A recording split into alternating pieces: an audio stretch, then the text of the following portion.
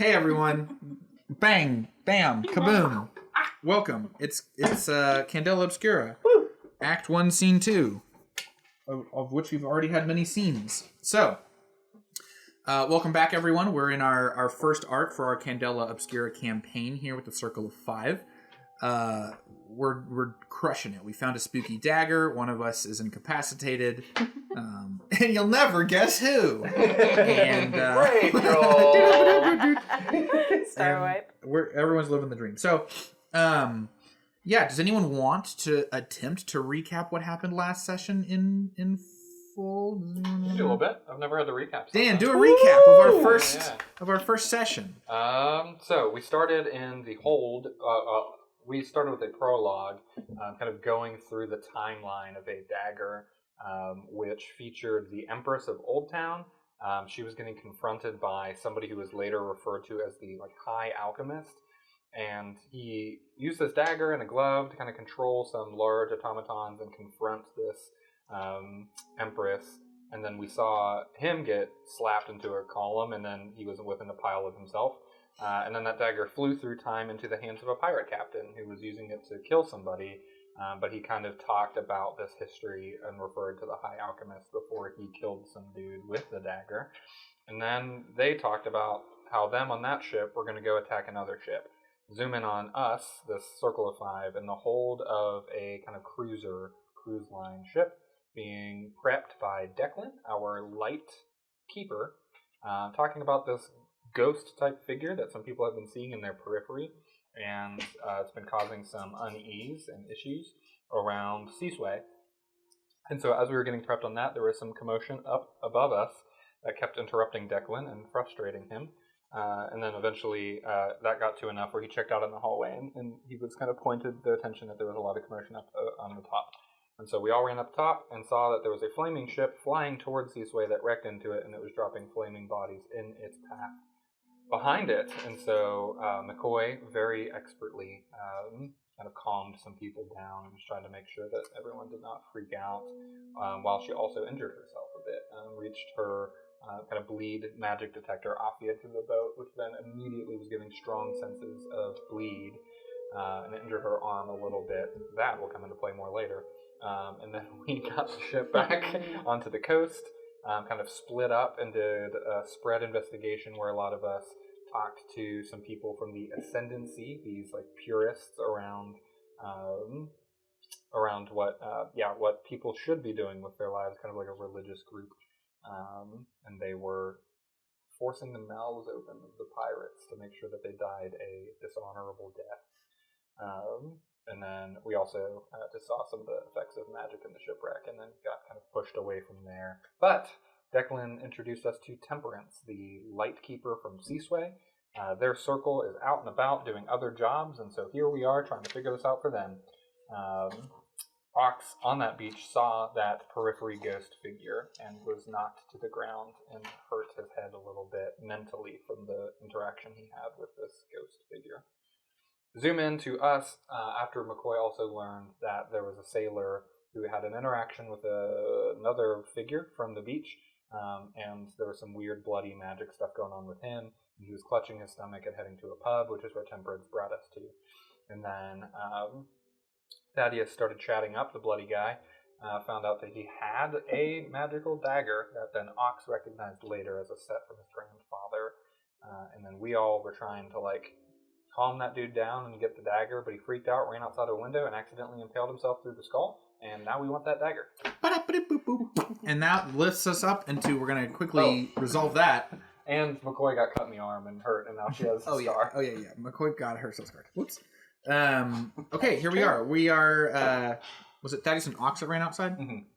The two of y'all are kind of in this grisly scene. People are just kind of alarmed because a man dove through the window and impaled himself on the head. So that's not a nice thing to see on your morning walk. So there are people kind of gathered around, kind of hushed and kind of freaking out. And you know that commotion and word of what just happened is going to spread very quickly. So what do you do? Ox, I told you, if we stick together in our adventures and all of our interests, that certainly some artifacts would land in our path. That day has come. I grin and nod because obviously I'm carrying the weight of the excitement to potentially help my grandfather complete his set, if you will, at least learn about it. So after seeing how the pirate handled it and that it didn't affect him by holding the hand, I will take a handkerchief out of my pocket, cover the man's head and the dagger, and grab the dead hand that I imagine is still holding on to the dagger. Mm-hmm. Yeah. Are you stressed? I mean, yes, but you were good. And very cautiously pull it out with my boot on the pirate's head to make sure that it comes out clear. Precisely. So you're pulling out the dagger and the hand. I'm pulling out just the hand. Just the hand. So, I imagine that because you said it was kind of rigor mortis style or whatever. So, handkerchief over the thing to kind of block the dagger. I don't want to see it. I don't want to, I know that it's there. So I just pull on the hand and then kind of wrap it up and maybe even take off my jacket or whatever and secure it as best I can to hopefully avoid any sort of bleed or whatever. Okay. So just to be clear, you have the dagger and the hand or just the dagger? I have the hand as well. Okay, good. The whole deal. Yep. Whole kit and caboodle. Not trying to pry it out. We're just keeping all of it. Love it. Okay. Your grandfather's going to love that. And now you've secured it. You're hiding it. In a jacket. Question. Yes. As we are working with Declan, do we have any sort of police clearance, or am I now holding a murder weapon that I could get in trouble for? That. If that's the case, then The I'm going to latter. Okay, cool. As you turn to bounce, you almost run into a tall man in red robes, and behind him is kind of a sea of heavily cloaked, red-robed figures. And No the joke, man simultaneously. Well, after you pull the dagger out, I kind of put my foot on the head of the sailor man and close his jaw from the dagger, having his mouth open, and I close his jaw, and under my breath, I'm saying, the Ascendants can choke on a grapefruit. And I close his mouth, and the point of saying choke on a grapefruit is saying that they would die with their mouth open. Wow. And so I'm saying that while closing the mouth of the sailor. Nice. And then I turn and see it. Hey. The priest is kind of looking at Ox, or he's actually not looking at Ox, he's actually looking at Thaddeus with a sort of not quite smile's not the right, it's an unsmiling smile. The smile does not meet his eyes, and you don't know if he heard you or not, but he is just looking at you and smiling very slightly. And then he looks to Ox and says, "Father's greetings on you today, my child. You seem to be in a hurry." Just trying to avoid any potential bleed exposure from this man on the sidewalk. You believe that magic is afoot here. and the red rose behind him kind of... I'd say the man's face would make it appear so. His eyes flit to the man's face and then back to you. And he does this kind of motion, and one of the hooded figures behind him, they rustle and pull another one of those metal contraptions out from their robes, and they kind of walk around and start to head over to the first mate, and they kind of start to kneel down and do their thing with him. And so, how did this pirate pass away? He jumped out this window, and when we got out here, he was just laying here. It looks as though he may have been in a fight on the ship or something, but we came out here, and this is how we found him. And not looking at the man, he's just looking at you. You think the window stabbed him? I look down at a bunch of glass that I imagine has blood on it and say, it wouldn't surprise me.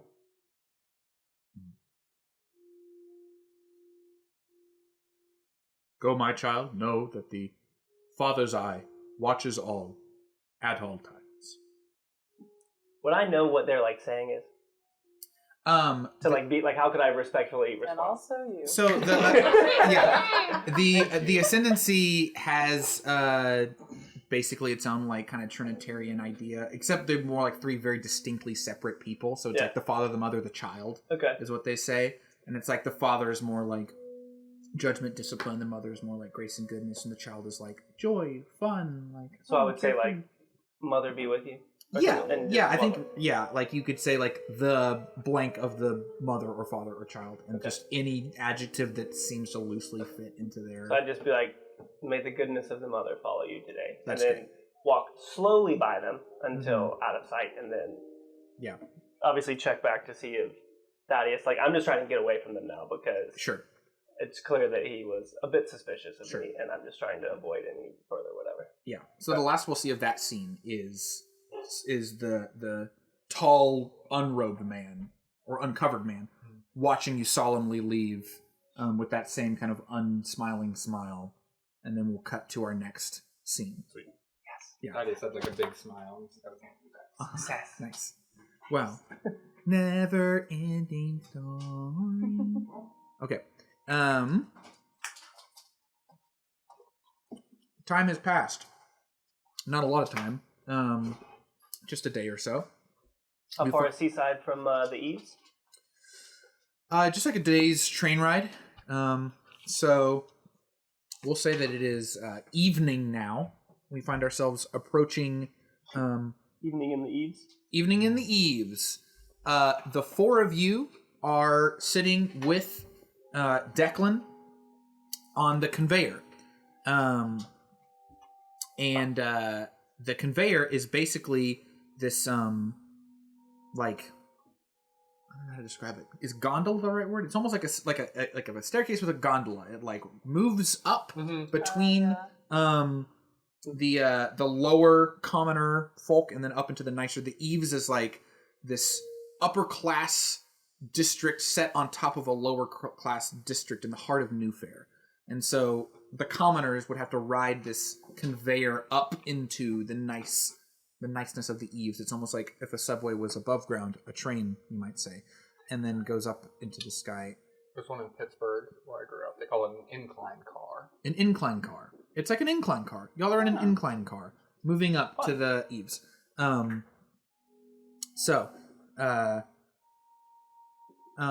Rachel, McCoy has a scar. Do you want us to describe what that looks like and how McCoy is going about dealing with the scar they have obtained? What does it look like now after like a day has passed? Yeah. Yeah.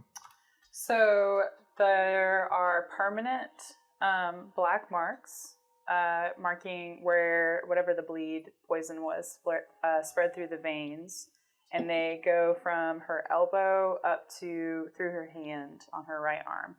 And the effects of that are that she has lost some mobility in her hand. She can't hold fine instruments quite as well, which is quite a blow to her as a physician because she needs the mobility to do surgery.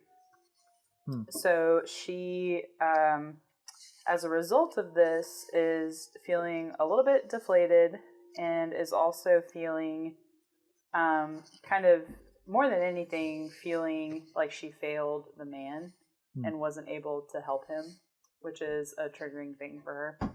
So she is kind of going over and over in her mind of how she could have convinced him or, convinced him to stand down. And so I will say that her ability to sway is increasing because she is putting more thought and more practice into growing that skill as a result of this experience. Okay. Can you roll a sense roll for me, please? I sure can. I don't have that, so... Just take the lower, yeah. A 1. 1 and a 6 for you again. Okay. That's fun. Since getting that slash, there's been just a little buzz in the back of your head. Indiscernible what it is. It's just been a bit of a buzz, and it's been upsetting. I'm so sorry, Rachel, but you did roll a 1, so you are going to get a brain mark from that because it's very distressing what that is. I'm so sorry. Okay, it's not your fault. Now I know how Dan feels. Like, we're not trying to do this. Yeah. Truly. It's just Rachel. Okay. All right. Sorry. Just sitting there bleeding from the nose. Yeah. Okay, fine. To end the pain, you can go ahead and take 11 more body mark. Okay. Just end it all. Yeah. I throw myself off the incline card. Gosh, okay. Oh, this was bound to happen. Alrighty. Voices are telling me. Your What would Declan? grandfather's name is what? It starts with an A, and I definitely wrote it down. Aldrich. Aldrich. Okay. Are you the Lepere family? Yes. Great. Aldrich Lepere. Okay. Well, no. No. Because that would have meant that I would have kept my mother's last name. That's it. Yeah. Oh. Okay. Well, I'll what's have his? to come up with that. Great. Perfect. Green. Cool. So Yes. you're. We did it. Aldrich. Cool. Where does Aldrich live? Aldrich lives in the Eaves Mm-hmm. by himself. Okay. His wife died a couple years ago. My grandmother. Just of age, wasn't anything too significant. Or tragic, I guess is a better word. Obviously, death is significant. Lives by himself. He would say he doesn't because he lives with his books and how much he enjoys just reading and studying and history and all that kind of stuff. His house is very light and open. Despite being alone, he still desires to, he's not a hermit, if you will. He hasn't kind of reclused because of it. He lives off of a busy kind of walkway where there's lots of foot traffic to where he can sit outside. And I mean, if you think about, I would imagine lots of greenery and just light and being able to talk to people. But when he's not at the university visiting friends and doing work and stuff, then he's at home reading, but oftentimes still outside. Yeah, absolutely. Cool. Okay. Declan is sitting with you in this conveyor car. He says, I'm hoping that this dagger mystery can be resolved quickly and succinctly. Temperance is quite nervous. We were speaking more as we wrapped up our time in Seasway. Her circle has not reported in an uncomfortable amount of time now, and she's worried. We don't know if this has anything to do with the spirit. It seems very unrelated to. They had a quite separate task at hand, but she's nervous and is hopeful that we can get back to Seasway soon to see what exactly is going on there. But I hope that this dagger can in some way provide some closure, perhaps, on some of the strangeness that's been going on. Do any of y'all want to say anything or ask anything as we kind of ride in this car? Or do we just kind of ride in silence until we get there? I would say at this point I've laid my jacket on the ground with it somewhat open to I feel like my curiosity has made me less fearful the more that we've carried it since it's been almost a day. Mm-hmm. So I'd say the dagger is visible. Also, with us being in the open air and whatnot, I didn't feel too concerned about it. And we were close to it in the bar. So it's laid out to kind of look at and inspect. Obviously, I'd seen the ones that my grandfather had, but yeah, so that's open kind of on the ground. Good deal.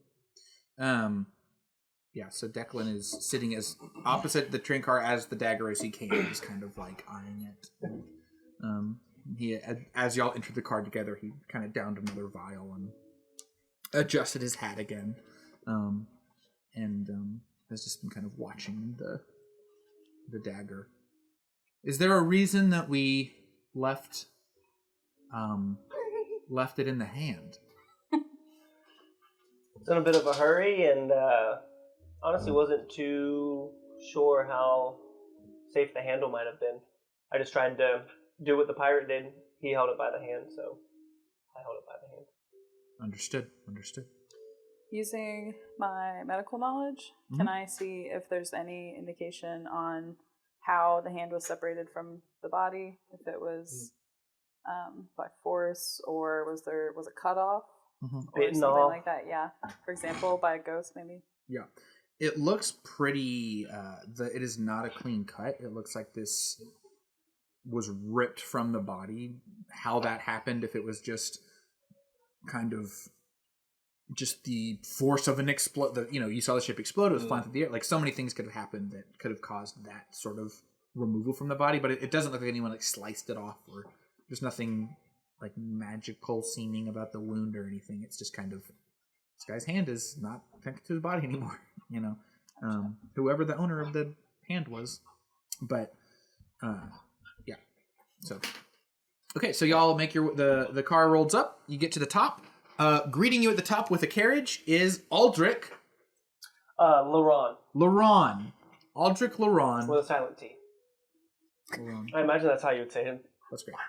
Aldrich Laron Where's the T? meets you. Laurent. Ox, my boy! And he has his arms wide, and he comes and he gives you a big hug. How are you, my boy? My boy, my sweet boy!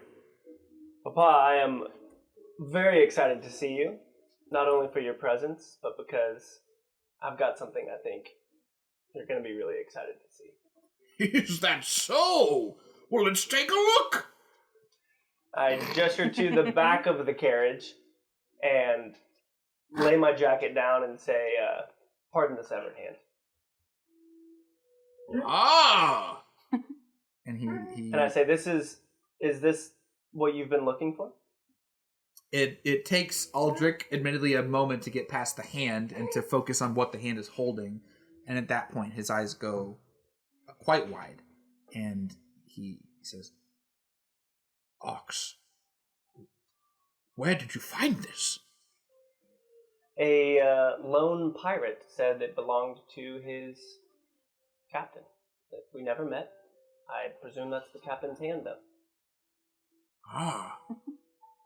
Let's get in the carriage. Let's take that. I suppose all of that. And be on our way.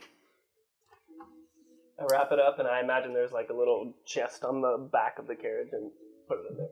Nice. Okay. So y'all are in the carriage, and y'all are riding back to just kind of the sway and the casual ride of a carriage as you return to Aldrich's house, and he is. And I should say that Declan parts ways with you here. Is at the top of the car. He kind of tips his hat a little bit as you enter the carriage, and then you leave him at the top of the conveyor. And Aldrich is looking at this dagger.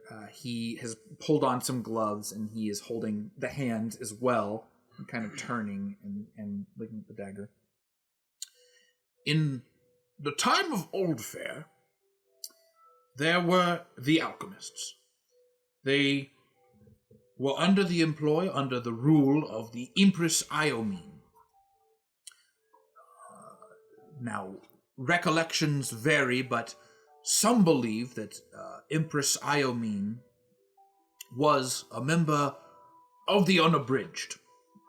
Now, the Unabridged are a people that have, through means unknown to us, unlocked the secret to everlasting life. They cannot die. Whether they can be mortally wounded is unclear. However, there are rumors of men and women who do not age and are unaffected by the passage of time. The oldest texts that we can find, we have found journals of the alchemists that state that they were jealous and angry of Iomine and this power that not even she was fully honest of, but they sought through any means to achieve and unlock this same secret. They used many means and crafted many tools in their quest to unlock this secret that Iomine had unlocked. Some such tools were these daggers. Now, as we understand it, there were at least 4 that we know of. 4 for the lower alchemists, while 1 special tool of unknown power was set aside for the high alchemist. Now, 3 of these daggers, in my expeditions, I was able to uncover. The 4th was forever a mystery to me, until now. Now, what to do with these daggers has been unclear. It does seem that the alchemists had in their quarters in Old Fair a secret armory. Where exactly this armory was, I had my suspicions, but it was hard to know without the complete set, which we now have. So it seems that we may be closer than we've ever been before to unlocking some of the alchemist's deepest secrets.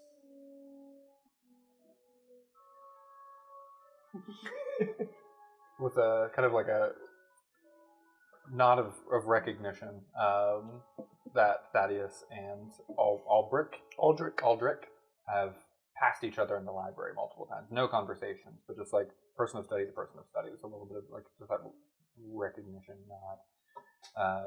And then Thaddeus will speak of it. And in your reading over of these notes and these creations and how they interacted with whatever these tools are made to accomplish, have they ever been associated with activity of ghosts? Now, bringing ghosts into the equation is an interesting thing. When we speak of ghosts, we typically think of unfinished business. Yes. We think of a task not completed. Now, is the task simply returning the daggers? Perhaps. Is there something more to be done with the daggers? Perhaps. This is the only connection I could see with a ghost or a spirit. However, I myself have not particularly had many crossings with anything I would even consider to label a ghost. I'm not sure. Why do we bring ghosts into this discussion of daggers and alchemists? Would Thaddeus think that Aldrich? Dang it. Aldrich. I have it written down.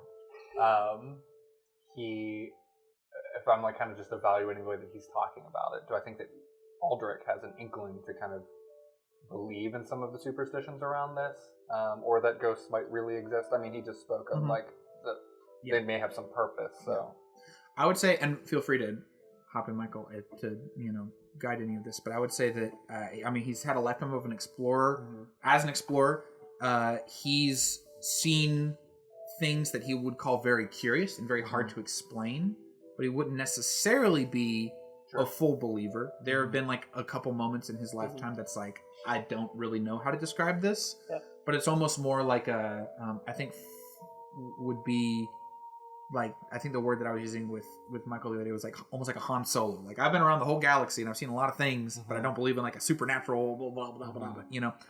So he more would think like, we know what people wrote about these things, but we don't know if that's true or not. Got it.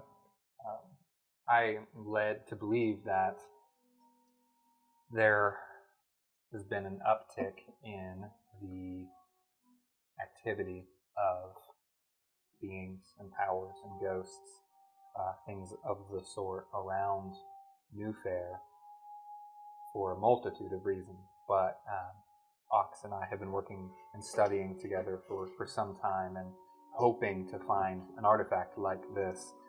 We and the others here as well are working together to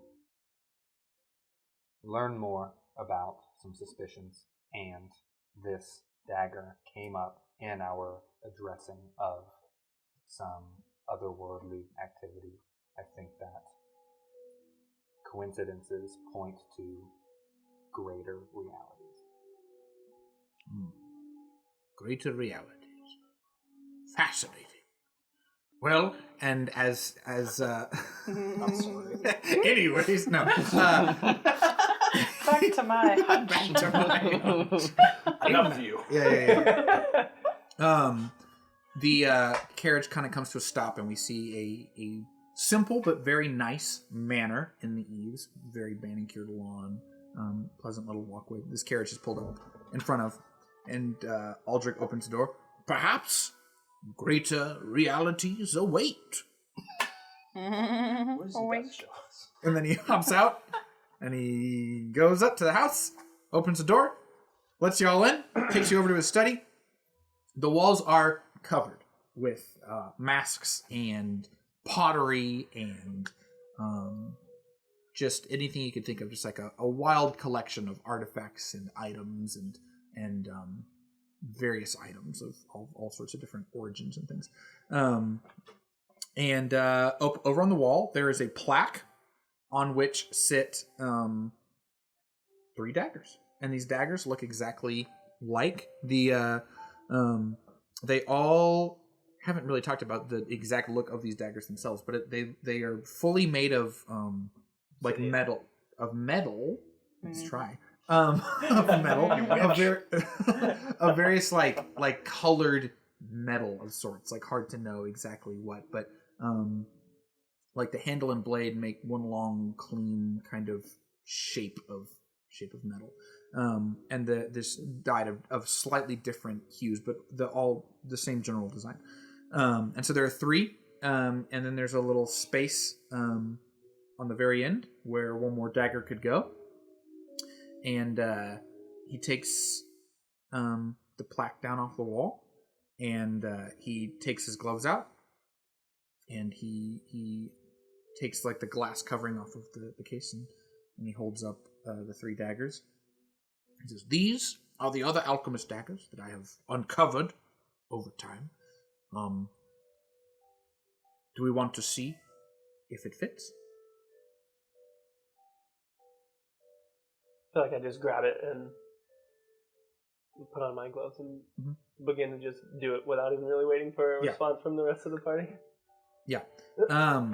Do we like rest it in there with the hand or? No, I would take the hand off. Okay, cool.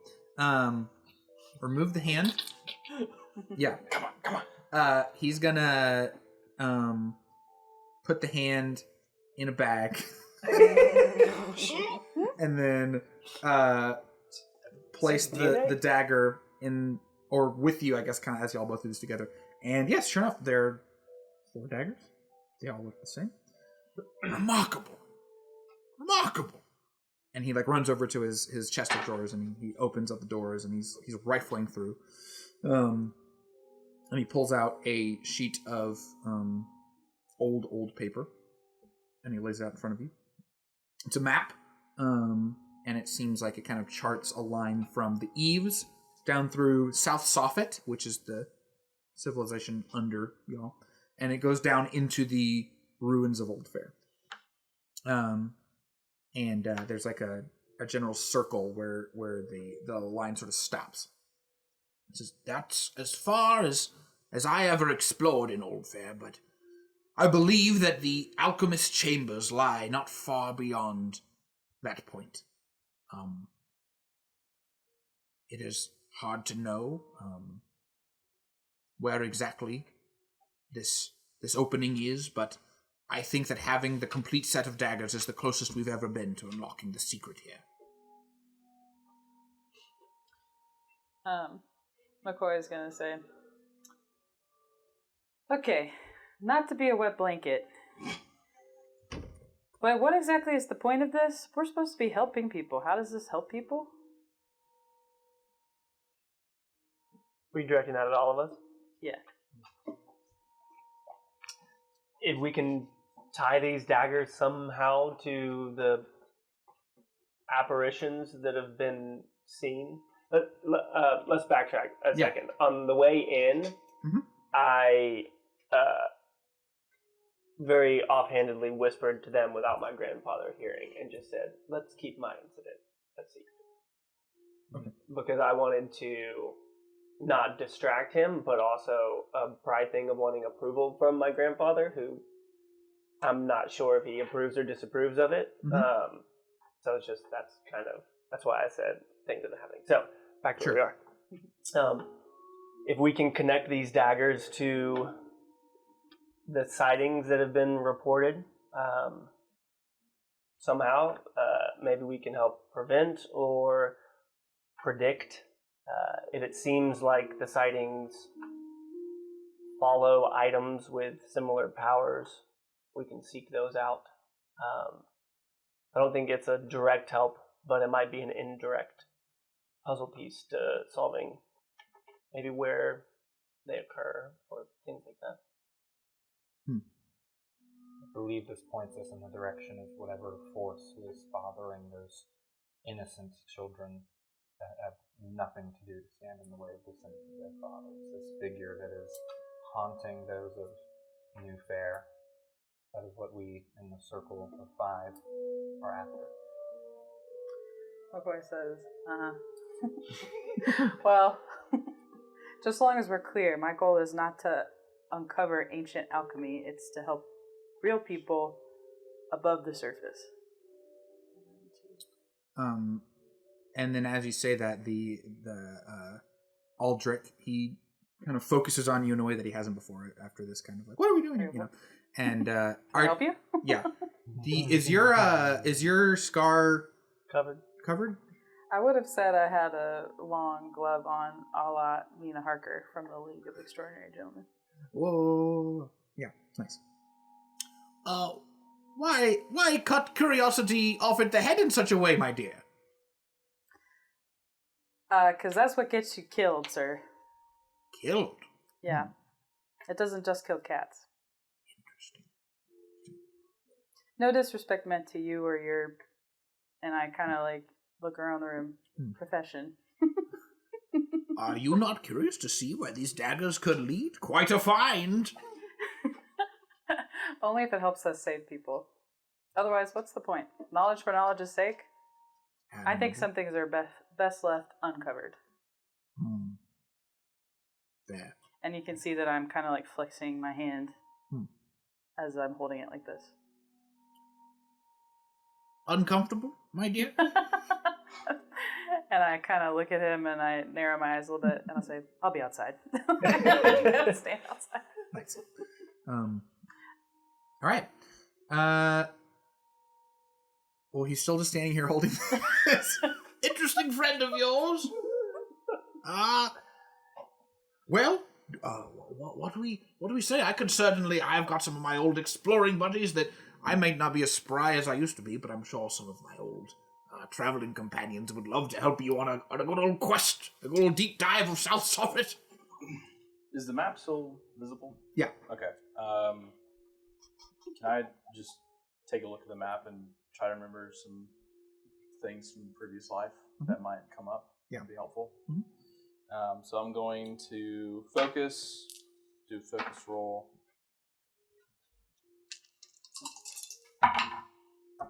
4-2-2. What bad thing could happen? Was this gilded? Yes. Yay. So you get a drive back if you want. I need to start using my intuition drive some more because I feel like I focus a lot. Nice. And what are you looking for in particular? Just to see if there's any, because previously I've likely have visited the same ruins that he's mentioned, and he has this large map and has circled different areas. So I'm just trying to get a better gist of, hey, here's where I've been and here's what I know. Definitely. Just so that we can, if we do go down this track, it's potentially dangerous, and here's what I know that can help us with that. Cool. Would my grandfather recognize Wait It All from us as kids or no? Yeah, no, he would. And I guess to kind of like reread that a little bit, like would have gotten like less of a warm welcome than Ox did, but still like very like Wade, like that kind of thing as y'all all got in the car together. Yeah. He gave you a side hug, just like a friend hug. Yeah, you recognize to like a point, maybe like you recognize the South Soffit stuff. You recognize, that's one of the old routes that I'm familiar with. But it probably only gets you about like halfway before it's like that's all unfamiliar to me. Yeah. So okay. Um, when you attune to things, do you have to touch them? Attuning. What do you mean by attuning?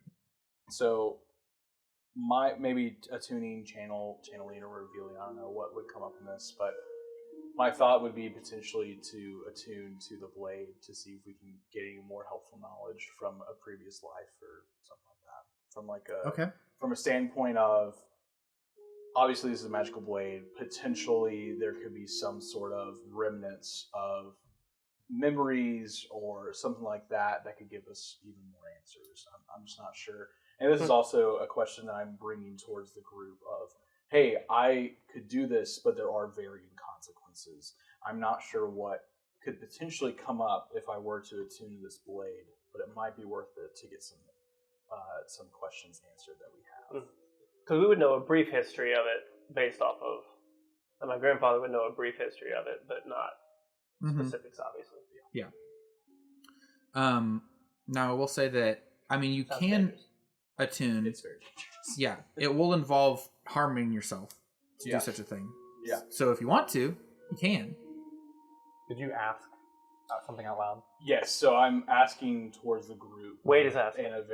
Wade is asking towards the group in a very hushed manner so that Ox's grandfather doesn't necessarily overhear us. Yeah. Obviously, we're all in very close proximity, so maybe I usher us towards the corner so we can just kind of discuss this. So I am asking this towards the group. Do we think this might be beneficial for me to do? Got it. I would be very cautious. Wade, you have a great strength in and of yourself. The powers that you have within your own physical form have served us greatly over the past years. I don't think dipping into some of the dangers of this magic is worth doing. Seems too soon to try something as risky as that. Fair enough. It's no problem. I actually come ready in situations just like this. And Aldrich walks over to the cabinet and he opens it up. And there's a little shelf with a bunch of vials of what looks like it's just blood. And he pulls out a vial. He says, We could see if testing the knife reveals any sort of runes or characters. What do we say? No one has to be hurt. These were mice. I would be interested in if there was any language written on that blade. Yes. I have found many a secret language in my day, many a coded language. and Aldrich walks over to the knife and he uncorks it. And he lets out a single little drop on the fourth knife. Little bloop. And then as we see this drop kind of fall and go on the dagger, outside, McCoy. No. Takes 4 bleed damage. Your arm has a searing pain. It suddenly flares up. The buzz in the back of your head gets much louder. It comes to the forefront again. Son of a sailor! Um, Ahoy! You realize that the buzz in the very back of the head was a voice just saying really quickly over and over again, down below, down below, down below, down below, down below, down below. And it gets louder and louder and louder. And then suddenly, directly in front of you, you see a floating specter.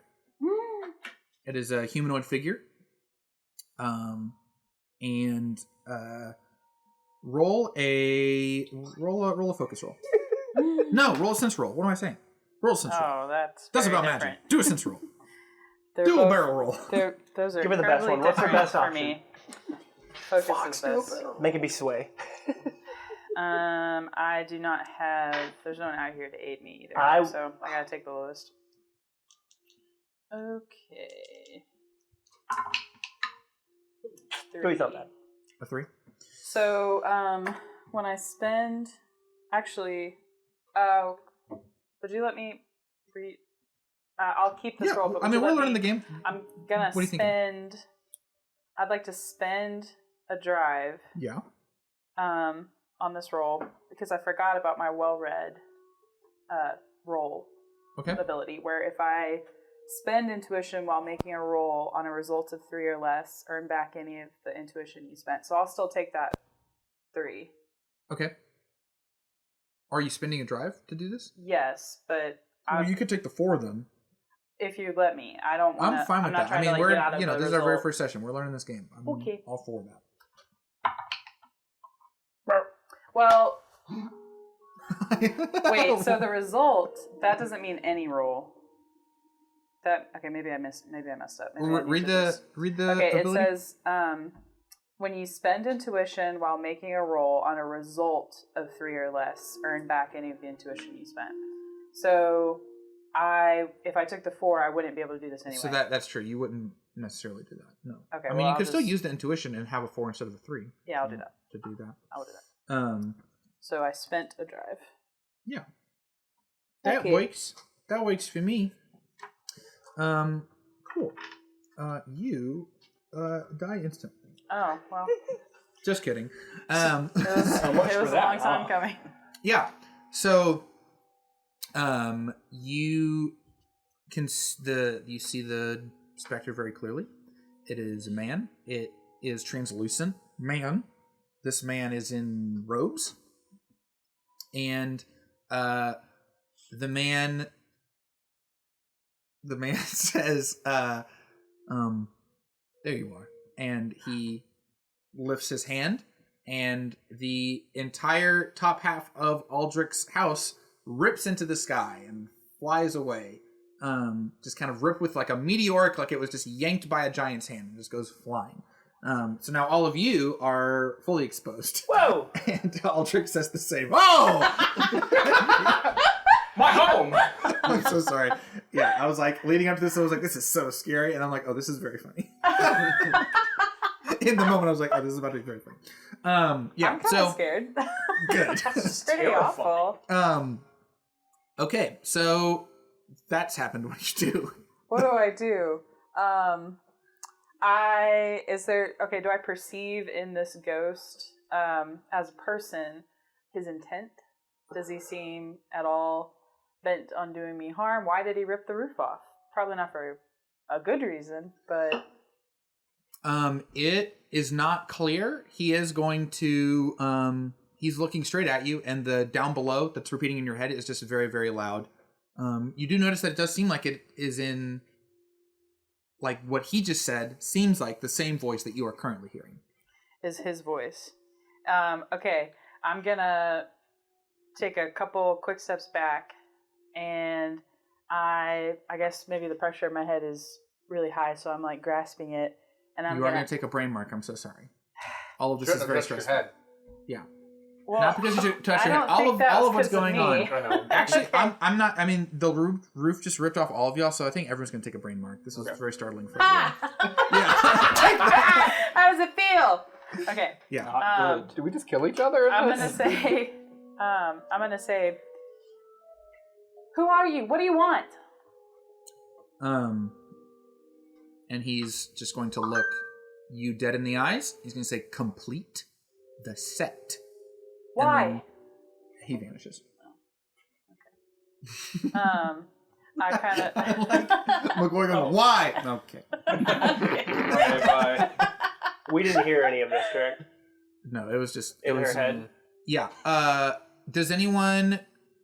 Well, I will say that does anyone like as the roof ripped off? What were y'all doing? Like, were y'all Looking at the blade to see if anything appeared just on it. looking at the were you focusing on the blade? Did you go to look at McCoy? Like, what was y'all's? Can we the see? blade did the. Can we? I thought McCoy was She's like probably on like a behind- Juliet balcony. Yeah. That's what I would She went imagine. outside. I went Yeah. outside. She's Okay. outside. So no one's like outside looking. I pictured this was like right off like the main entranceway, and I just like went out the door and was Okay. standing not too far. Cool. But Yeah. I could whatever the layout is.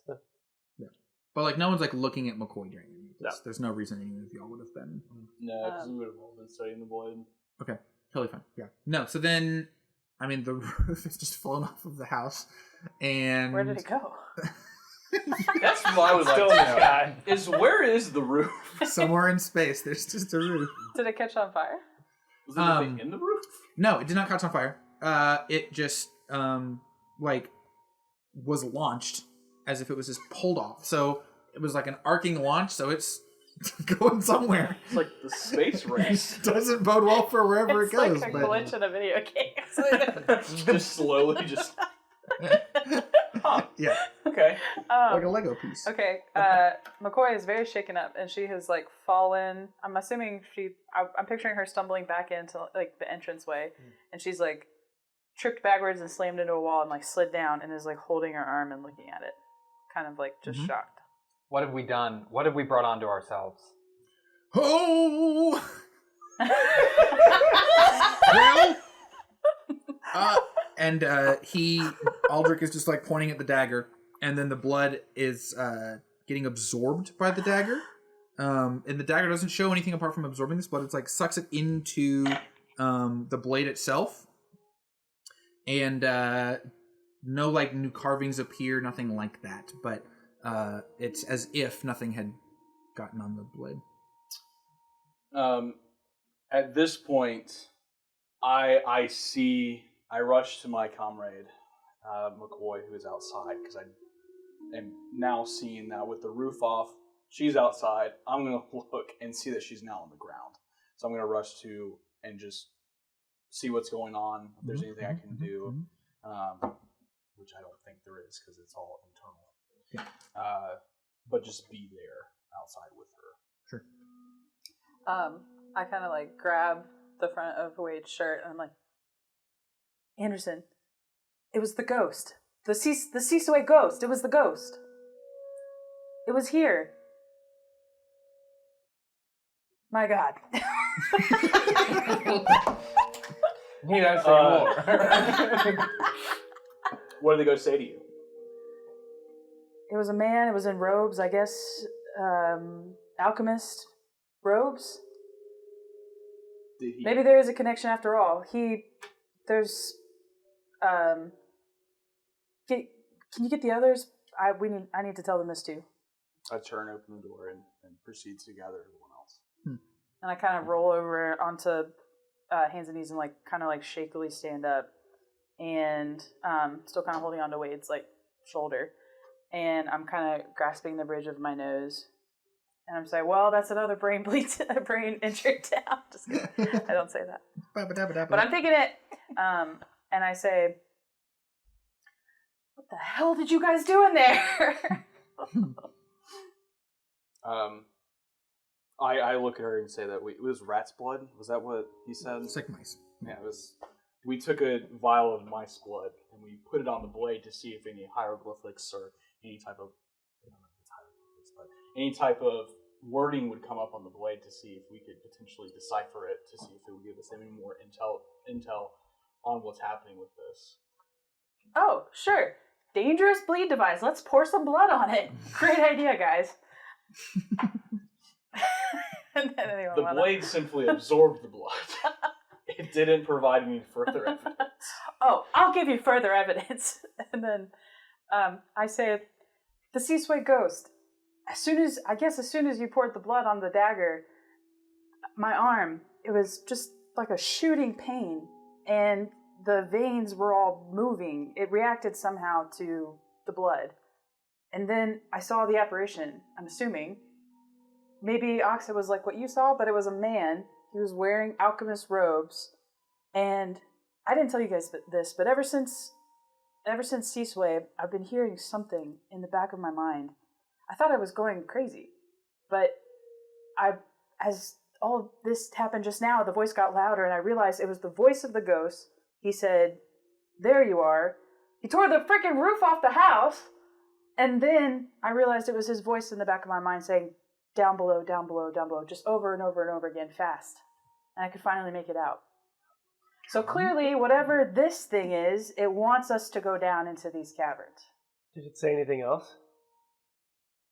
Other than "there you are," and then I can still hear it. It's quieter now, but I can still hear it in the back of my mind.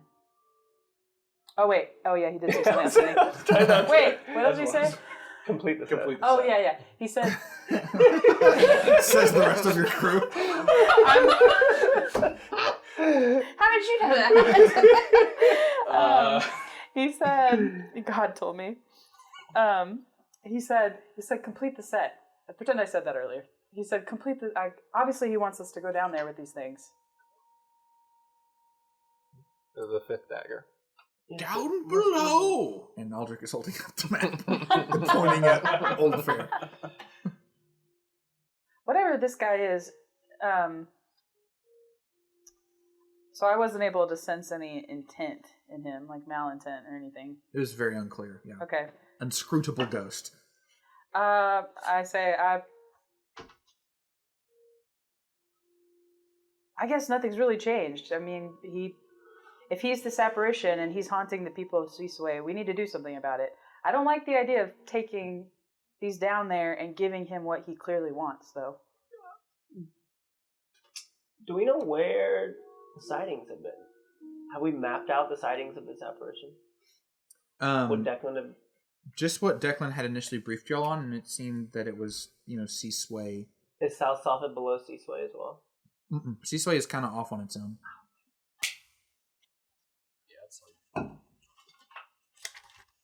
How long before? How long ago did the sightings start? Did Declan tell us? Just that they had been within the last month or so. Okay. So clearly, this apparition is tied to the dagger. Seems like I owe you an apology, sir. Maybe someone's found the fifth, and that is. Why else would the children have been seeing the apparition? Looks like when you go down below.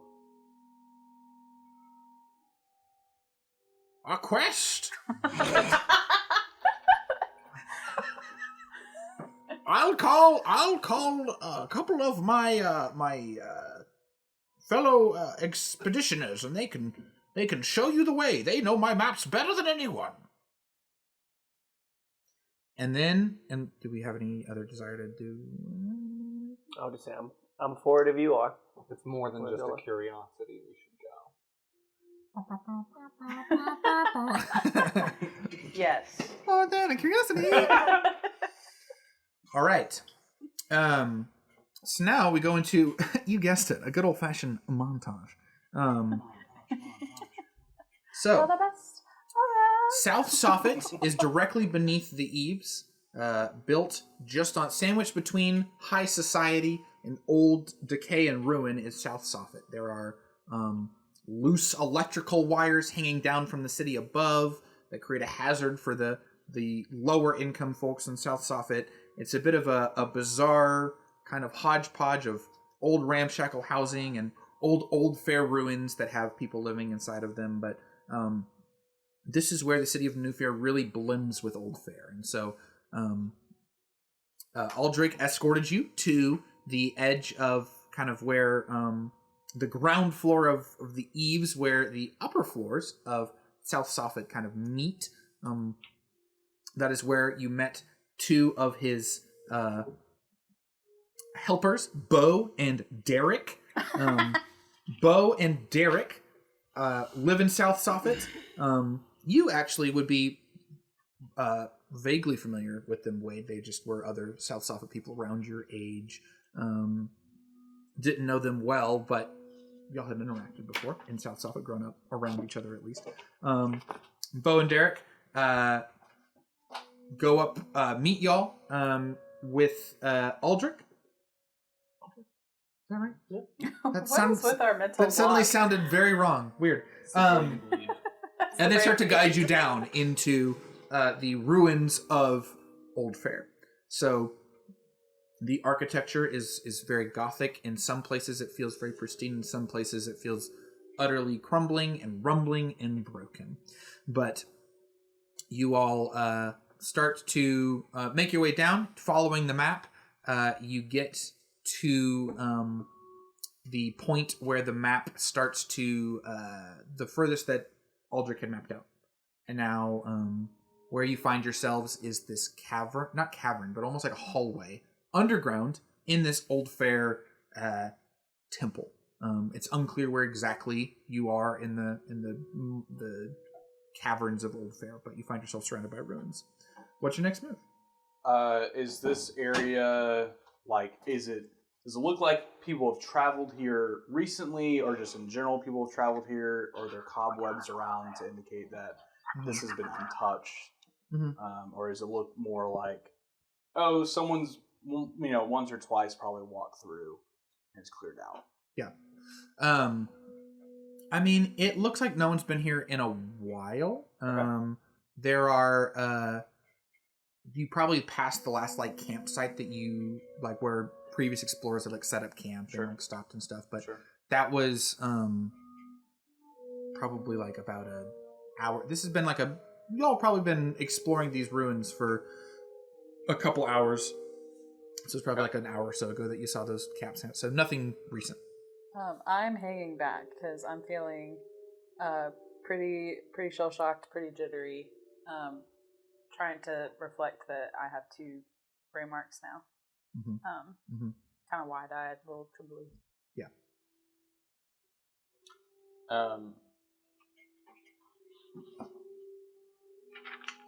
I asked the group, do we want to go back with one of us go back with McCoy just to sit with her?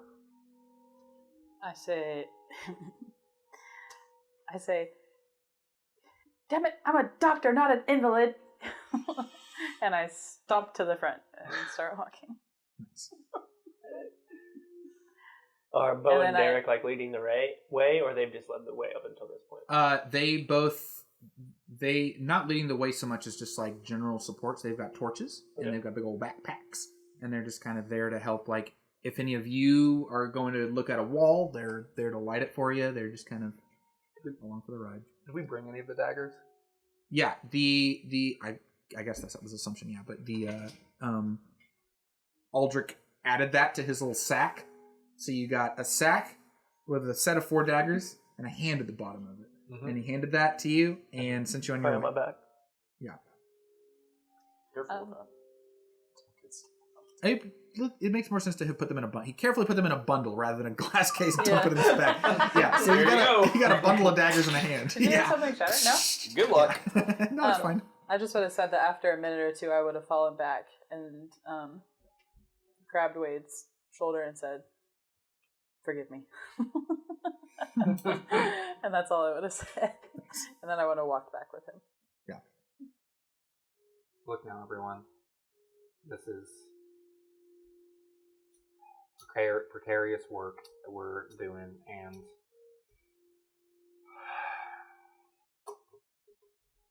look, I know that this is very weighty, and you're stepping in for Trip when we've already had a lot of momentum going, but I don't know what way this plays out or how this goes.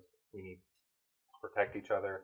We need to be thinking about not just learning as much as we can learn, and not just he's just really frustrated with himself even, and he's looking around at the walls around him and stepping forward and looking too. McCoy's right. We have a lot more than our own desires here. We need to be looking out for what is best for New Fair while we're down here. And so if that means we put ourselves in the way of whatever this being is, that's what we're here to do. McCoy looks at Thaddeus almost like he's grown a new head. And I just kind of look at him like, "Who are you?" Well said, Lockwood. Who said that? And as you say that, from behind you, in the darkness of the caverns that y'all heard traveling, there's like a creak of metal sound. That's it. That's all. Just is it close? Is it far? It kind of echoed, reverberated down the hallways of where y'all came from, but hard to tell where. Mm-hmm. Yeah. Oh wait, that was behind us from where we came from?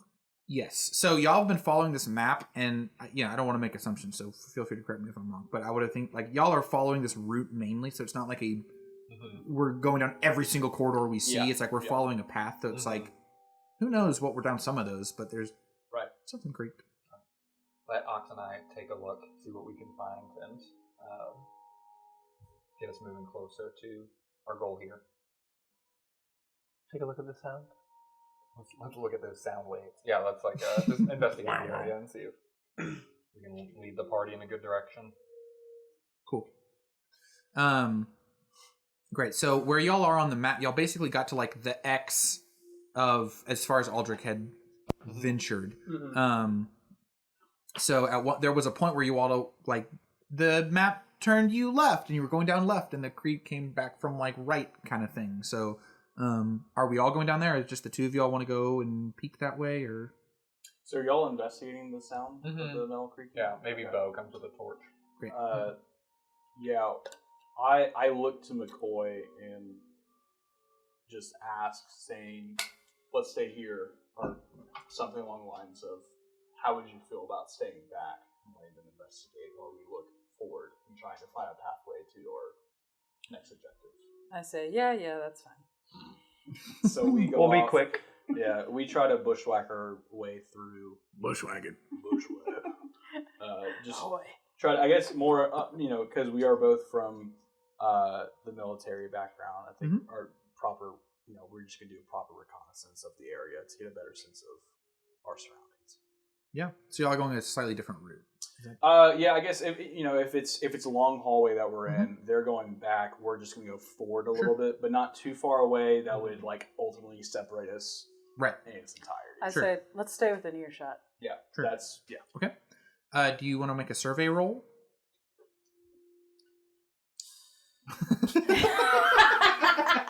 You know what? Because I want to I mean, punch the wall. if you could, hey, listen, I am all for arguing for certain kind of roles. If you want to say I'm looking for specific carvings or blah blah blah blah, we could say it's a focus roll. No. I think a survey roll works here. I was just laughing because I have no survey, No, I so saw I'm you. going to actually use a drive Great. because my focuses have been pretty good. I would say, well, he's looking at like tracking the best way to go, surveying the area. I'm focused on like the walls as we go by, trying to figure out what could this room have been for. Okay. Does that make sense? Like, Are you doing your own roll, or are you helping him? Are you saying that y'all are both investigating? Because we can pool the roll and say it's. I would like to say that I was focusing Okay. on, but I'm willing to say no. You need to do the survey. Well, like y'all have gone on your own branch, so you could say like this is like y'all's role. You know what I mean? It's like y'all are kind of like almost mutually helping each other in a sense. Are you saying that I would need to spend a drive to help him?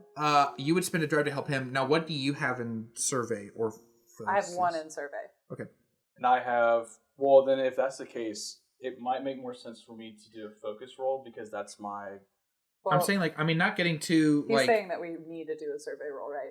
Or like that's. Well, it depends on. better, Yeah, I right? guess it's like he's kind of like generally like what exactly are you looking for? I guess dictates what kind of role you're doing. You know, Okay. I mean, focus is more. You are very zoomed in, so we can keep them separate roles. That's Okay. totally fine.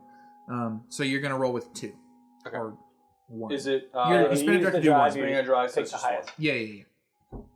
Spin a drive with 1. A 3. All right. You are.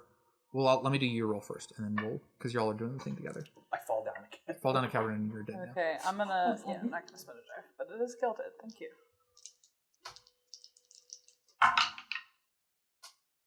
Whoa, that was crazy. Fine. Well, I got a 5, Okay. but I'm not gonna take the gilded die. Okay.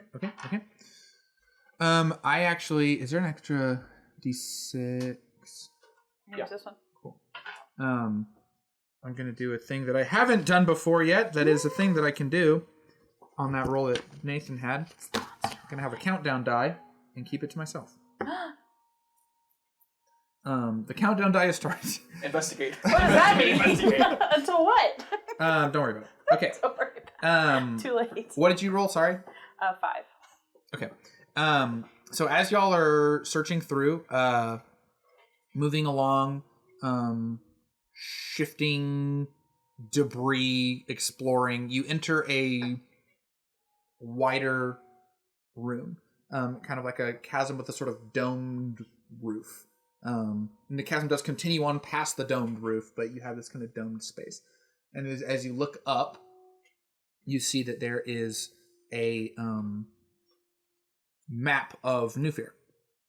And or I guess it would be Old Fair at the time, but it's like you recognize the geography of like, oh, this is Hale, at a different time, and the water line looks like there's like more land than there was before. Like present day, there's a lot more water, but there's a little extra land. Like the sea is further back in this version of Old Fair, and you see like 5 points on the map.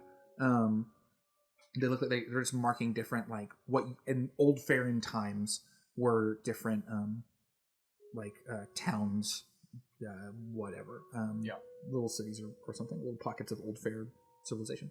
And each town has like a mural of a like a purple robed man over each like point. And the biggest town, you see this a man that it's like the same general drawing, but he seems like a little bigger man. Like he's drawn a little more in detail, a little more opulent, kind of in every way. Like the carving's a little more extravagant. How many men so far? 5. There are 5 guys. 5 guys. And this whole campaign is the origin story of 5 guys versus 5. And but you do notice that one of the dots seems to be in the general vicinity of what would now be Seasway, of where these men is. Oh, interesting. You see that. Do they have anything in their hands? That can be a focus roll. Yeah, not that. I mean, no. They don't. Just 5 guys. Just trying to see if they have daggers. It's weird. I mean, this is less. It's less like the rolls are less like the rolls are more about like interesting branching decisions and less so about like your ability to do things. You know, that's where I'm learning how this game is different than D&D. You know, it's less about like how good are you at this thing, and more like does this go well or doesn't it? You know, right. Right. That makes sense. Which is like still like it's a weird nuancey thing. But there's not. I say, wait, Derek. I say we should. So I don't think we should go any further without the rest of the party. I think we should go back to the meeting point. Is Bo with you or is Derek with you? Both of us.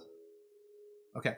I didn't know they were distinct. I'm interested to see what just happened. Well, I was trying to track. Yeah, as y'all were looking at the map, you look down to Derek and you realize that Derek has gotten a little too excited by the ambiance. And Derek, you fool! He's continued to walk down the cavern with his torch, and it's getting dimmer and dimmer for y'all as he just kind of wanders further into the cavern. Say, Derek! Wait, so he's gone. She just yelled and he didn't respond. He's just moving kind of further away from where everyone has gone. That Do we idiot. have Bo? Do you guys want Derek? Yeah. Did we find anything? Yeah, meanwhile with Bo and Derek. Yeah. Or meanwhile with Bo in the crew. Bo in show. Bo's show. So the 3 of y'all are walking along. Mm-hmm. And another creak happens a little bit louder. It sounds like it's right around the next like bend. There's just like a creak and not a crash, but just like a boom. Like something heavy. You having a good little peek around that corner? Could be something natural. 3 heads. Scooby-Doo style. Uh-huh. One of y'all make a move roll. I'll do it. Yeah, all you, man.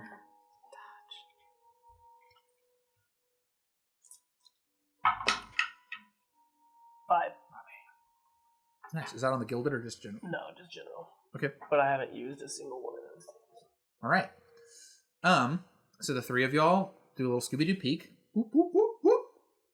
And you actually alarmingly closer on the other side of the corner, almost like a video game glitch, like pushing up against a wall, you see a like 15-foot metal man of sorts. Just looks like it's made of like all these like cogs and gears and things, and it's just very slowly moving just like at the wall as if it's like stuck in this like, and every time a foot falls like a whoom of like the heaviness of it, and it's just kind of creaking against this wall as it moves. And like obviously your characters wouldn't know this, but in real life, like a video game, it's like just kind of like sliding along the wall a little bit as it just kind of like moves in the wrong direction. But like that slide is just getting ever so closer to y'all. What do you do? It's just move. Oh, it's just like. It's like if y'all are looking at it, it's almost like its back is to you, but it's like sliding towards y'all down this corridor. Is this anything historical that my grandfather would have taken note of in the dagger's history or in his studies? Yeah. Yeah, I mean it. Like in studies of like Iomine and like Right. the ancient Old Fair world, like it's known that like her like one of her main like forms of protection of herself was like these automaton creatures, and like no one really knows how they operate, but they were just metal creatures that protected her, were in her throne room, like aided her, but just like a relic of Old Fair. My immediate response would just be to put my back on the wall that isn't visible to that thing. Mhm. So move my head is what I would do. Oh yeah. Old magic. Let's go back. Cool. So y'all pivot. Derek, Bo. Derek's gone. Yeah, Bo is afraid. Yes. In theaters now, and he drops the torch. As y'all kind of went back against the wall, he was frozen. He drops the torch, and it kind of goes clunk on the wall or on the ground. And basically, the moment that this torch goes clunk, the automaton, the head is like, when it gets to the shoulders, you almost have like a bowl, and then there's just this globe, and then the globe like spins, and then like angles down, and there's basically like a painted human face on one side of this globe, and the painted face kind of finds Bo, and it's still against the wall, but as it sees Bo, its arm kind of pivots out, and it's big enough that it can just kind of grab Bo by his head, and it spins and flings Bo down the hallway away from y'all. Good for y'all.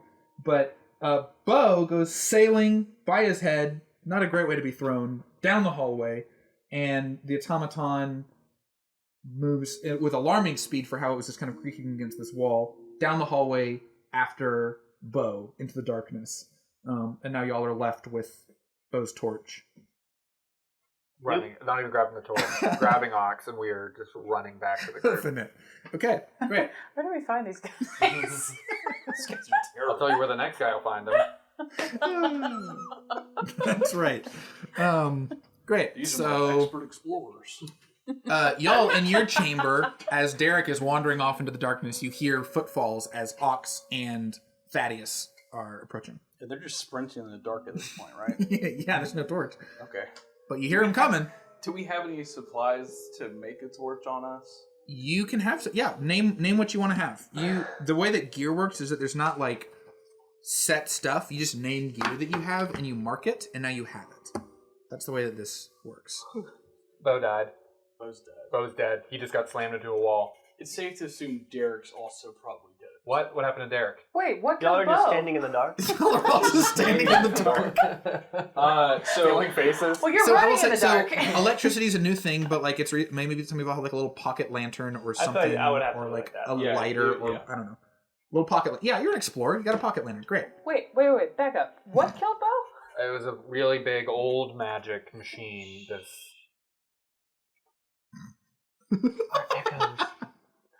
it had a very disturbing face painted on this orb, and it spun around, and it was 15 feet tall. Grabbed Bo by the head, lifted him up, and threw him down the hallway. And It was an chased him. apparition? No, it was hard metal. It went Powered by what? It went the other direction. Electricity? We don't know. Old Old magic. magic. Well, It went the other direction, so we will not be going that way. It was the fuel of fools. Where is Derek? Can we still see his torch in the distance? Moving on. Like a glow? So the glow is, you do see a glow still. Yes. Derek, as soon as we got into this room, Derek just went his own way. Didn't stop with us. He just was so mesmerized by everything that was happening around us, and he just walked. Point your light. Yeah. Map. 5 guys. People. news we Burgers. can tell these are the alchemists. And the high And alchemists 5 of as them. well. Overseas way, right? Well, the way back out is with the automaton, right? So I guess we have no choice but to go forward. We should catch up to Derek. Yeah, let's Let's try see how and Derek's stop doing. him before he stumbles into another. Where do we find these guys? No offense to your uncle, That old but man. Gosh, where do we find these guys? interns at the Okay, so university. yeah. Don't get me started. Archaeology. I mean, they were always dunces growing up with them, so no surprise here. You So don't seem that sad. y'all move around the corner, and the glow is steady because the hallway goes to another branch where y'all are looking at a wall. Y'all are looking at a wall that then goes two more directions in either way. But at the front of the wall is another mural, and at the foot of the mural is a torch. It's already lit. It's just burning, just laying there. Is there anything else around us? No, you're just looking down a hallway at this wall with this branch and Don't then the touch mural. the torch yet. Can I examine the torch? Same. I would like to also inspect from just the scene, the You torch, s- the you still have mural. your dog tags, right? I still have my dog tags. So I'm investigating it, and I'd also like to, with my gloved hand, Mhm. pull out the dog tags and lay them on the ground and step away from them and see how they react. No reaction. Okay, well then I pick them back up and I'm crouching down and staring at the scene with Thaddeus. I'm trying to analyze what happened here. You don't see anything totally strange. Upon closer inspection of the torch, there looks like there's just like a very small gear just sitting beside the torch. Does that gear look familiar? Is it the same color How as tall the is this Automaton? guy? I mean, the thing that you saw was made up of all kinds of gears, so it's not like an unreasonable leap to be Yeah. like, oh. Do Well- we hear any banging banging? Not currently. No. Are the footprints? Spooky quiet. I think there'd be a lot of dust. There'd be a lot of dust down here. So off to the left offshoot, you see kind of like where it feels like something made the dust kind of blow away in a big spot, like something landed, and that goes off down to the left. Having looked at the map that was on the ceiling and then the map that is your grandfather's, is there any connection I can make around the direction of like which way is closer towards the alchemist? Now, well, here's what I'll say. Because we were just talking about the torch. Y'all are kind of y'all have gone beyond where the X was. Mhm. Like the X was basically like that branch where like y'all found the automaton down one way. This is the other way. The mural. There's another mural in front of you, and this is the five men are back. The five guys, five fellas. They're purple. Just them, not on the map. Not on the map. Okay. Yeah. This is now y'all just looking up at this wall in front of the torch. Y'all kind of looked up from the torch. There's this big mural. And in this one, 4 of the figures are holding daggers. Okay. They really liked the side of their own faces, didn't they? They're all holding daggers, and in the middle man is not holding any daggers, but he is holding, like, his hands are out as if he's holding a bowl, and then the bowl that he is holding is actually protruding from the wall. So he has a bowl, and in basically where his heart would be, there's a whole slit, kind of looks like a little iris almost, in the middle of his chest, and he's got this bowl, and the bowl is a real bowl that you can touch and feel and see. And that's the mural. Is there any blood on the ground? There's no blood on the ground. You think it wants the daggers? Is this where we complete the task? Not that we should, but...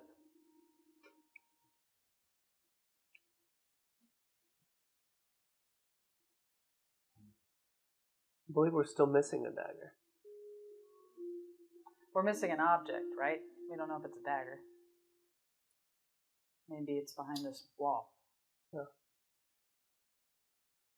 We should do something before that thing comes back, though. Either leave or try. I'm going to pick up the torch. Okay. Alright. And then, just so we have it. So picking up the torch, it illuminates the angle of the lighting made a glint of some extra carving that's on the front of this bowl. Okay. That like the angle of where the light was made that difficult to read. Yeah. But there is this little inscription of a hand that's on the lip of the bowl. Yeah. And that little inscription like kind of glints in the torchlight on that front of that bowl, and that's the only change. Is it like a language? No, it looks like it's just like a literal drawing of a hand. I guess I'll focus on the hand and see if I can see if there's any relevancy. Mm-hmm. Do you do a remember focus. Do a focus roll. Where's there it is. The Gilderoy Lockhart guy. 6. Gilded Nice. All right. Nice. You are distinctly remembering that this bowl is reminding you of bowls that in your past, no one's characters remember this, would have used in rituals and stuff. And the bowls are from Old Fair, and it's, I mean, honestly, as simple as it might seem. It's just like a lot of times there are certain rituals that required certain kinds of sacrifices, and often artifacts that needed certain kinds of sacrifices were marked with what kind of sacrifice it needed. Like on the bowl. Still have the hand, right?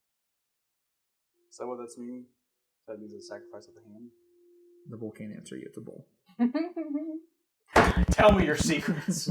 I'm going to pull. Yeah, that's probably what I'm going to pull McCoy aside and just relay that knowledge to her. Speaking of just, hey, don't let anyone else know this, but I am familiar with this bowl. These bowls were used in rituals back in the day. I've come into contact with them before. I'm not sure further else other than that. Back in the day, you mean with your family? Okay. With my Full family. volume. The cult family. It goes down. With your cult family? Yes, with my family. These were common occurrences to use these bowls during our rituals back in the day. Okay, I'm gonna say, all right. Fellas, we were chatting, and we think this is maybe a ritual bowl of some kind.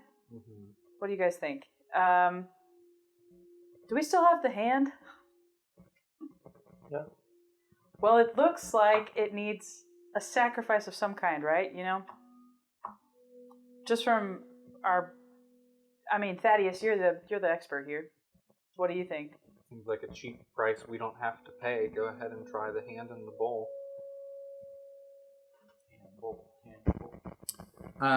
When the moment that the hand hits the bowl, you hear like a grinding, sliding on, like, if you're looking at the mural, it feels like it's on like a far side of it, like one kind of grinding, and then it stops. The motion stops. It's very loud grinding, and then the wall doesn't move. But you heard some grinding, and then down off the left hallway you hear a little creak. Metallic creek? Like a metal creek. A metallic creak, yeah. No, yeah, a babbling brook. Of course, a Click. son of a sailor. Yeah. All right, we gotta figure this out quick or run. Is it like the similar sound to the automaton we ran into earlier? Yes, identical. You can't tell how far away it is. Does it need blood too? Yeah, 'cause there's probably no blood left in the hand. It's a. What if it needs to be on fire? As that happens, I don't know to ask you that. What?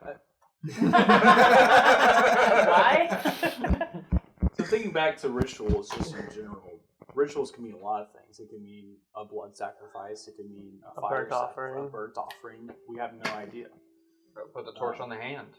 The torch on the hand, we could do that, but then the hand is gone, and a sacrifice will be much more grave if that's not the... We'll try it, man. We'll put it out if it doesn't work. Alright, so I light the hand on fire inside of this bowl. Wait, hold on. Is the bowl wooden? No, it's like stone. It's like it's part of this mural. Okay, yeah, I'm going to light the hand on fire in this bowl. It is. It is on fire. Okay, that didn't work. McCoy takes out a cloth and quickly puts out the fire. Okay. Well, We should move the quickly. daggers? Should we try the daggers? I think it might need a blood sacrifice with the daggers. Great idea. Wait. I will gladly... Bo? Bo. I will take one of the daggers, not the one that is filled with bleed. If you were to touch it without gloves, is that right? They all very well could be. That's true. Okay. McCoy, are you But looking you at the probably bowl? have a Are you knife looking at the on mural? you. What are you doing? Yeah. Okay. I'm looking at the mural. I'm investigating. I'm half listening Okay. to. I'm gonna say that while you were looking at that, you notice almost like kind of a weird pale glow that you can just barely see through the hole in the middle person's chest. And it is reminding you of that spirit that you saw, but like the same like color, weird kind of funky coloring, just like faintly through that. I'm going to say, feeling the pressure of the automaton approaching, I'm going to say, it's apparently thin air, but I'm going to say, you want us to complete the task, what do we do? Does anything change? No. All right, I'm going to say, okay, I think he, I'm going to say, okay, give me the daggers. And I'm just going to grab them up with a bundle and try to insert them into like the iris, like by the blade. So it's only big enough for like one. I put in one. Okay. The moment that you do that, you hear a grinding on the other side of the wall. And the grinding goes, and the wall lifts. And as that happens, is everyone like kind of watching? I make sure she gets the dagger out. Great. Yeah. So, those of y'all that are looking into the chamber, you don't see anything except McCoy, who see. Well, yeah, you see the ghost.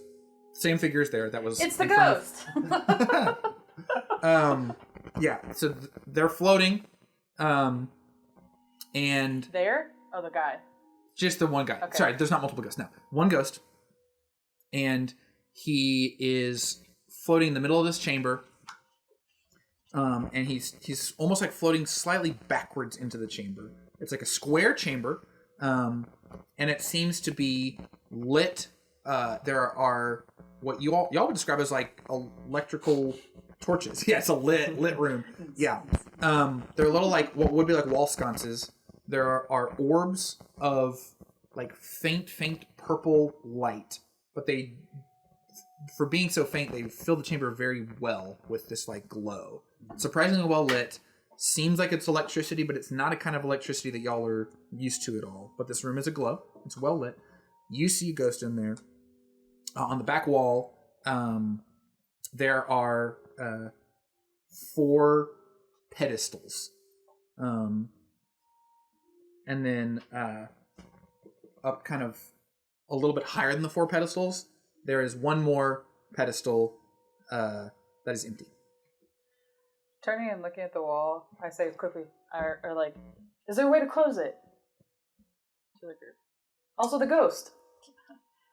I would look for gears or some sort of mechanism on one of the sides. And I would probably say, just out loud, check the other side while I go to the other side to see if there's a drawbridge So, type thing. for every time that you're like looking and investigating that, like if you look away from center of the room, the ghost is there in your like periphery. But then like if you like started to look back, then they're not there anymore. But you don't see any way to close the room. And you hear a little bit some more creaking happening. I say, the ghost is here. Seems like we're on the right track. And then I turn to the ghost and I say, if you don't want us to die and you want us to complete this task, show us what to do. And one more time, it's just going to look straight at you and say, complete the set.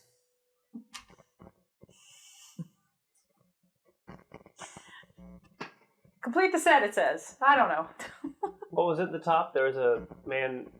Like, what was at the top You just have 4 little like pedestal stand things, like Yeah. item stands. I don't know how else to describe them. And there's just one that's like elevated and empty. What's in the other one? Nothing. There's nothing. It looks like an item could be placed in those. The obvious thing to do would be to take each of us take a dagger and set them in. It's a question of should. What are we doing here? Are we entertaining this being?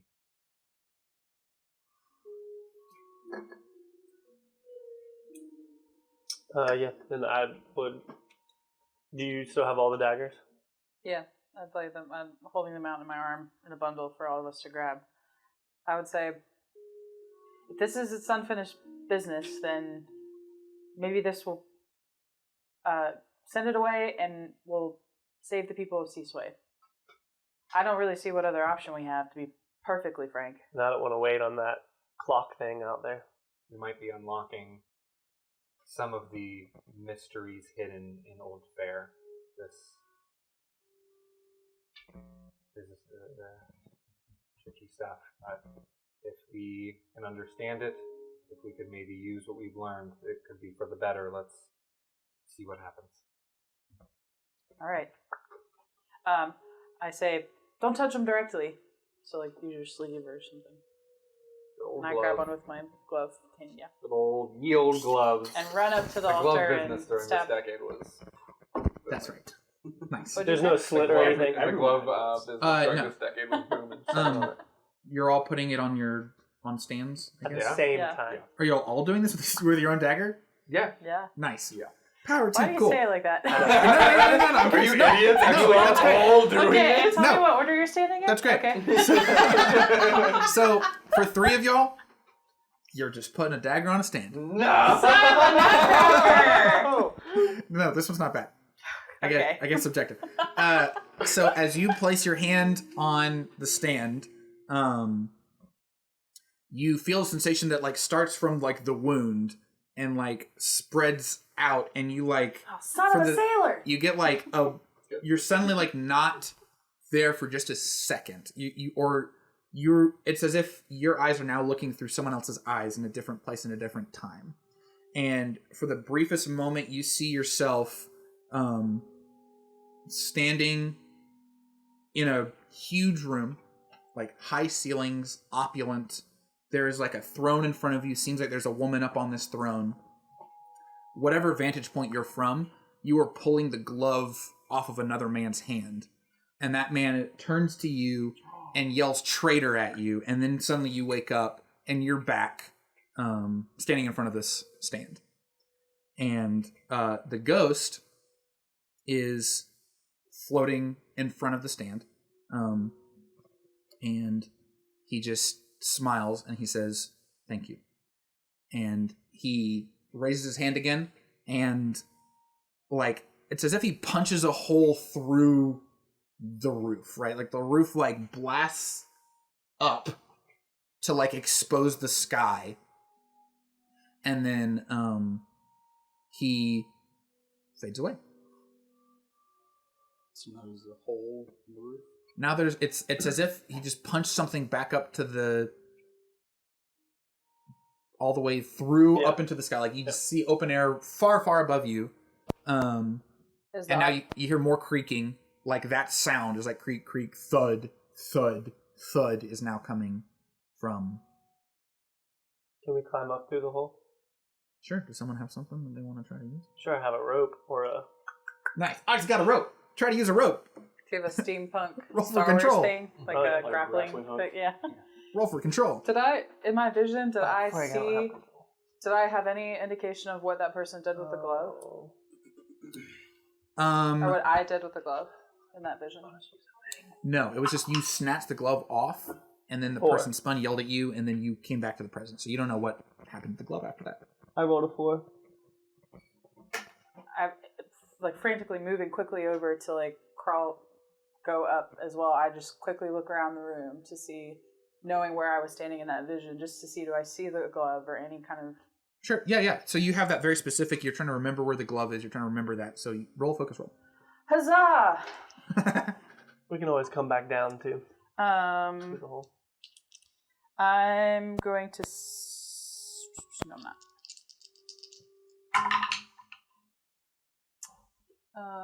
3... Okay, 3. Okay. Do you have any resistance?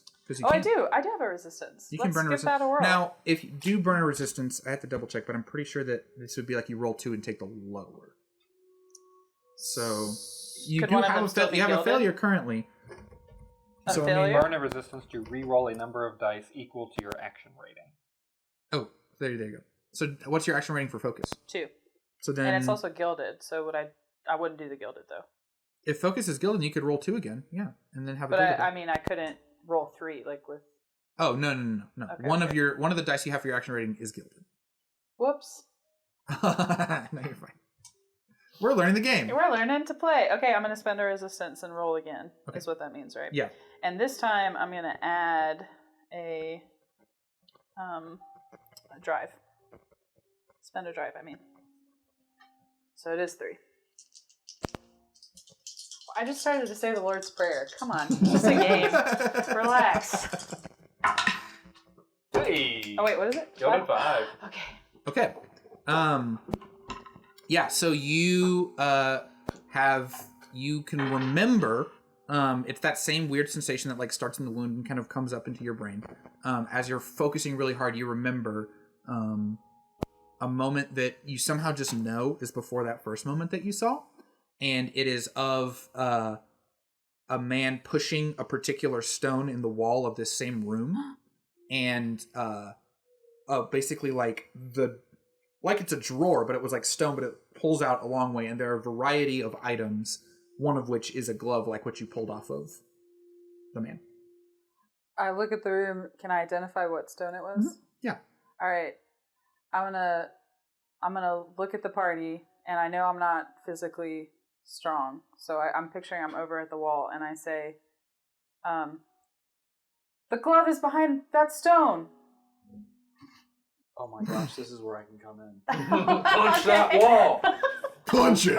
Alright, I'm gonna punch the wall. And you can hear my Nice. hesitance of Punch like, it. is it worth our lives? Do a strike. But, okay. While you're doing that, I'm going to start using my chemical concoction to mix up an explosive vial, and I am looking at the doorway where those automatons might come in. Nice. It's like, Nice. right. Go boom, boom, boom. It's getting louder and louder and louder. Okay, so I say it's like a drawer. Come on! Let's dance.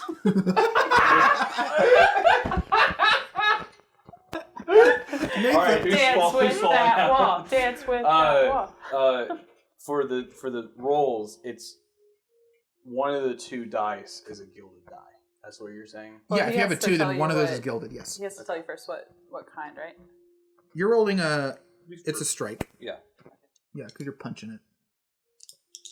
Like 3. Oh, 4. 4. Okay. So at the moment that you punch the rock, hit it with the rock. We see coming around the corner an enormous automaton, and it like creaks in and sees you. And as you punch the rock, this thing starts to slide open, and as it does slide open, the automaton swings to punch you, and it is going to hit you. Now you're in close quarters, so you're going to fly back and hit the wall, which hurts a lot, but it was not a huge space. You're going to take 2 body marks from that. It was a powerful strike, but now the drawer is open, and I there can't try to dodge or anything. It's just a straight. it's got you. It booped you. Does it do anything with his explosive? We haven't got there yet, but it moves fast, so we can say that like he punches, you throw your thing, and so again, like it's close quarters, like this is not a huge space, so like you throw your explosion. Do you want to roll a control roll? Yeah, I realized as soon as I was like, I'm going to do something I'm good at. Brewing chemicals. I'm going to throw it. Crap. Yeah. So you took One two die. bodies. No, two The and drawer is take open. The lower. The glove is there. There's a few other random items in that drawer too. Like it's a filled drawer still. 4. Still 4. No, No, He it's had 2 to to take take the the lower. lower. Oh, okay. I still got a 4. Okay. That's still a 4. Yeah. I would try. I would probably go for Wade to help him up to try to get him to the rope to climb up. Okay. So you go to Wade. Thaddeus throws the explosion. Explosion. It blows. It hits the automaton. It explodes. The automaton staggers back. The force of the blast is going to knock you to the ground, and you whack your head. Take a body mark for that. And the automaton is like starting to creak forward, but its like gears are inflamed now, and like the gears are starting to warp and like melt a little bit from this concoction, and it's like trying to get at you, but it's just having a hard time like figuring out how to move. But you almost see, pun intended, the gears turning, like it's trying to figure out how to like get around its impediment, but you've staggered it for a moment. As I'm running to Wade, I would yell, "Ox, can you get the drawer?" Like asking if you can, not saying, "Get it." Was I able to secure a rope? Oh yeah, we got a lot. I rolled a 4. Oh yes. You rolled a. So it's secure and we can get out. Yeah. Mm-hmm. How far am I from the drawer? The room is probably this exact space. So. Okay. Then yes, while running to the drawer, I am also pulling my bag, and I'm just gonna get the glove. Okay. I'm not gonna mess with anything else because I know that we can come back down if we need to.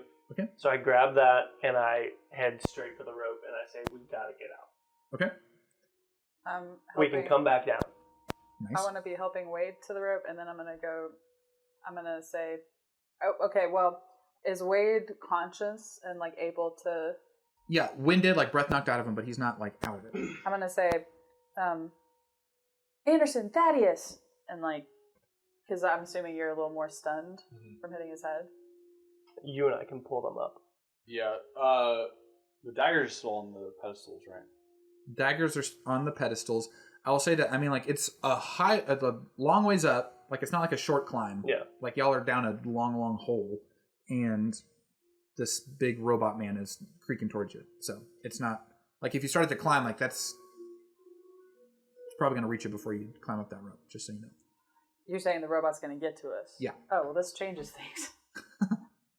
All right. It's as if there's a robot at the doorway that's, like, looming over us. I put on the glove. Okay? And do I still see the ghost if I look out of the light? The ghost is He gone. left. Ghost is gone. I put on the glove and I just hold my hand out at the robot to see if it does anything. Okay. So the moment that you extend your hand towards the robot, two things happen. One, you take a bleed mark. You feel a weird tingling throughout your entire body. Two, the robot halts and stands at attention. Yeah. Well, I'll be a sailor's uncle. I tell them to climb up the rope while I just stand there Okay. and hold at the robot. I grab the Daggers. daggers first. And Florian says, "The other stuff in the drawer." So when you try to grab the daggers, the moment that whatever the first one you grabbed, did you just try to like palm it? Just straight palm it. Is that what you did? I mean, let's not rewrite history. Like, genuinely, is that what you were picturing? I would grab the handle. Yeah, I mean, I wouldn't like grab the blade or anything. I would still have my gloved hand, and I would like secure the blade. Okay. So you have a gloved hand. So that's Yeah. that's definitely something. It does not like it's as if it's now one with the stand. Like it does not come off. Doesn't move. But McCoy's gonna say, "Leave it, the drawer." So I can get the drawer stuff. Okay. Cool. In the drawer, there is a black cube. That's just like 3 by 3 black cube. An empty vial. The cube of Rubik. That's right. And then a cue ball. Is that like pool? Yep. Cue ball sized. Yeah. And it looks like it's solid gold. Okay. And then those are the three other items that pulled out along with the glove. You just pocket those three things. Yeah, I'm just gonna pocket it. Yeah. McCoy is trying to help Thaddeus if he's still help him stand, and just checking his skull for like cracks or anything. Say, I'm under her breath. She's saying, "I mean, I know it's already cracked." She's being very gentle despite her. As you're lifting him up, he just goes, "And I know how to breathe too." Nice. I don't get it. All right. Breathing exercises that you. Okay. The heroic music is playing. We're ascending the ropes. I think it's reasonable to say that as y'all ascend the ropes, then once you get to the top, eventually we're pulling Ox up with us. Yep. As we get on out of there. As I continue to... It's like Iron Man. That's great. Okay. We're gonna fade away from that scene. Wow. And we find ourselves back at a diner. And I should have had ready to go. Yeah, what the diner's name was, but did someone have that Five written down? guys. Which I one? thought I wrote it. The Five Guys. Oh, the My God! Circle of the Five Guys. Five Guys. We can call the diner Five Guys. We're eating hot dogs. Do you want the cut diner in to be half Five for some Guys? reason. Yeah, okay. Five Guys is where the we meet at Five Guys Diner. Like Perfect. spooky. good. How about it? Yeah, it was all connected from the start. We planned this. Meeting at the Five Guys Diner.